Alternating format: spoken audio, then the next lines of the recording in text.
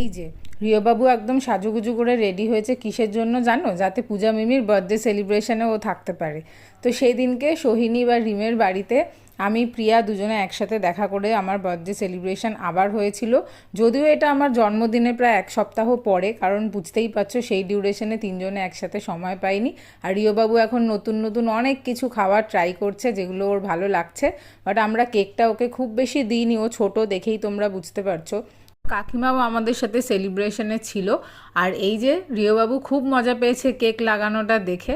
তো আমরা চেষ্টা করি এখন এই সেলিব্রেশনের থ্রু নিজেরা সময় বের করা নিজেদের জন্য। সেদিনও প্রচুর গল্প আড্ডা খাওয়া দাওয়া সব কিছুই হয়েছে। তারপরে আমরা তিনজন মিলে মানে 3.5জন মিলে চলে গেছিলাম আমাদের পুরনো পাড়া রিমদেবাড়ির একদম কাছে একটা জগদ্ধাত্রী পুজো হচ্ছিল, সেখানে গিয়ে ঠাকুর দেখলাম, প্যান্ডেল দেখলাম, আর রিয়বাবু লাইটিংটাকে খুব এনজয় করেছে। তো এইভাবেই আমি আমার ফ্রেন্ডদের সাথে পোস্ট বার্থডে সেলিব্রেশন করেছিলাম।